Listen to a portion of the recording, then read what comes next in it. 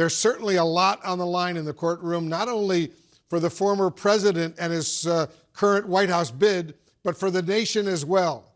Joining us now, the ABC News anchor George Stephanopoulos, a veteran of the Clinton White House and the author of a very important and excellent brand new book just out today. It's got a terrific title. Here it is, The Situation Room, the inside story of presidents in crisis. George, welcome to my Situation Room. Thanks very much for joining us. I got to tell you, I can't tell you how many people over the last couple of years when I was working on this book would come to me and say, why are you working on a book on Wolf Blitzer? As soon as I saw the cover, and it's really a beautiful cover, I said, oh, you wrote a book about my show. Never mind. Let's get to the major interview you did with Michael Cohen back in 2018. It actually came up in court today. Back then, you spoke to Cohen off camera in a Manhattan hotel. It was on the record, though. I want to play some of your report that followed that meeting. Listen to this. I've heard you say in the past you take a bullet for President Trump. I've heard you say you'll always be loyal. You'll do anything to protect him. All he said in response, and he said this with emphasis, to be crystal clear, my wife, my daughter, and my son, and this country have my first loyalty. That is a very, very different message from what we've seen from Michael Cohen in the past. And Cecilia, one of the things I said to him after hearing all this and hearing him go on the record with this for the first time, I said, you know, there's a good chance that President Trump and his team are going to come after you. They're going to come after you hard. Because they had said he wouldn't flip. The president had said he did not think he would flip. And this is where he also stiffened his spine. He actually visibly straightened up in his seat and then said this: I will not be a punching bag as part of anyone's defense strategy. I am not a villain in any story and won't allow others to try and depict me in that way. All right, George, take us inside that moment and its significance in this trial today. Well, that was the moment where Michael Cohen switched loyalties. You know, Michael Cohen, as you know, Wolf and I had spoken to him many times when he was Donald Trump's attack dog, when he was the pit bull for Donald Trump, when he would attack you and call and complain about any mention in any story that wasn't 100% positive. As he told me, and as he had said many times, he would take a bullet for Donald Trump. But he did reach the conclusion in 2018 that he could not do it anymore, and he has been cooperating with prosecutors basically ever since, and his story has been consistent, fairly consistent ever since. It was, you know, that he was going to be loyal first to his family and his country, that loyalty now superseded his loyalty to Donald Trump. Very interesting indeed, a very important interview you did. Despite being a criminal defendant, as you know, Trump is still leading Biden in the polls and has the full support of his Republican Party. We even saw his entourage show up in court today. How do you square that? I mean, it's really stunning to me, and it's hard to absorb that right now.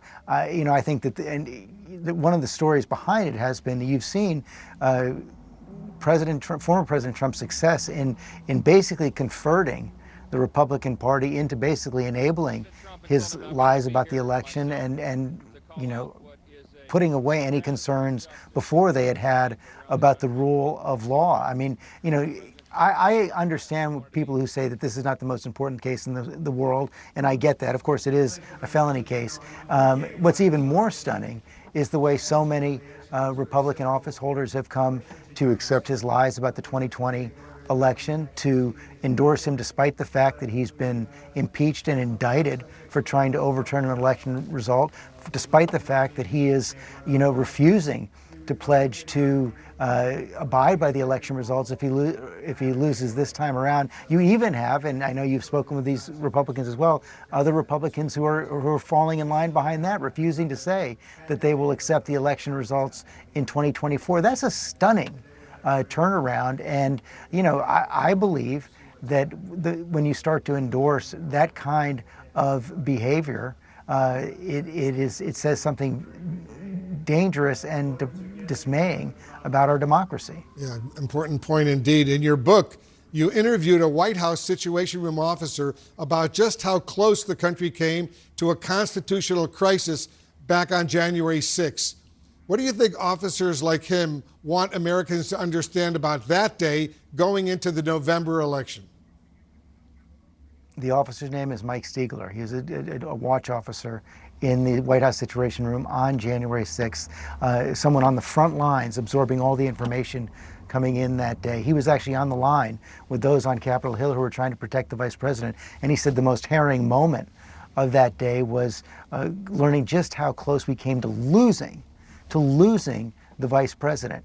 What he and others in the Situation Room started to do on that day was to implement the so-called continuity of government procedures. These are the procedures that were set up under Dwight Eisenhower to ensure that the government survived a nuclear attack.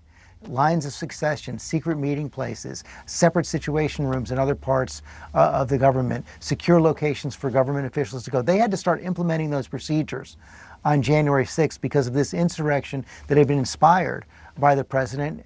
And, you know, during that entire day, as he recalled, the president did not call down to the Situation Room once. The Situation Room is the nerve center for communications in the White House during times of crises. The president, instead of calling down to the Situation Room to get a handle on the situation, was watching it on television, sipping Diet Cokes in his office and allowing the riot to go uncontrolled. Yeah, that history in this excellent new book is really, really powerful. You and I go way back, as you know, George. You were former President Bill Clinton's communications director, later as senior policy advisor. I started off covering the White House as CNN's White House correspondent. I covered the administration for CNN back then, and I interviewed back in 1994 about Bill Clinton's messaging problem at that time. Let's play that clip. We probably are to blame for not getting those results out enough, for the American people not knowing how many of the promises. The president has complained about the lack of a good communications policy, too.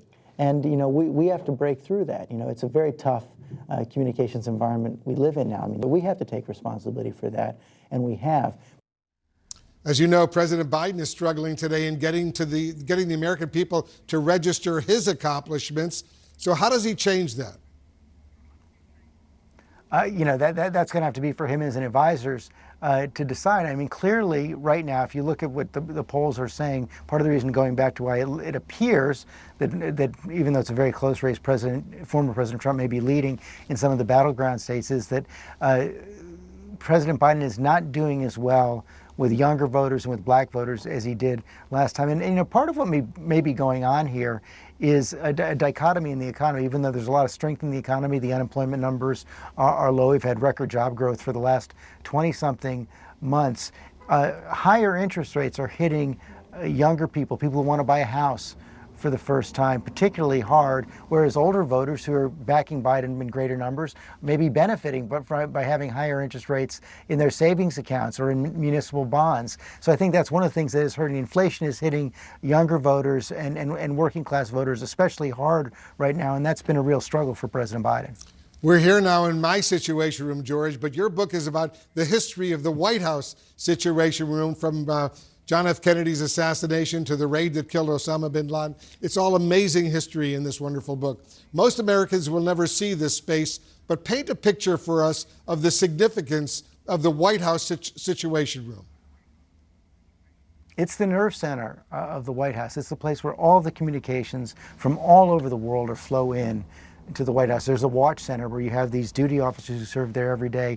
3 screens in front of every one of them, screens up on the walls. Any crisis that happens anywhere in the world, it comes first into the White House Situation Room. They figure out how to communicate that to the president and his team, and then they facilitate the communication back out to the world. It's also the place, and we've seen those iconic pictures of the presidents and their teams in the White House Situation Room, where they meet, the president and his principal advisors meet to decide how to handle the most difficult crises that presidents face. Whether it was, you know, Ronald Reagan's team meeting after he was shot in 1981 and bringing a tape recorder in the meeting. I have those transcripts in the book of those meetings. The famous deliberations over how to take down Osama bin Laden during President Obama's administration. Incredible stories of during Richard Nixon's administration of how Henry Kissinger took the nuclear alert level up to DEFCON 3 during the first Yom Kippur War in 1973, when Richard Nixon was completely out of commission, incapacitated during the Watergate crisis, sitting up in a hideaway, drinking scotch, listening to Broadway show tunes, while his advisors on their own were raising the nuclear alert level. George Stephanopoulos, thanks so much for writing this excellent new book. George's new book, The Situation Room, is on sale today. There you see the cover.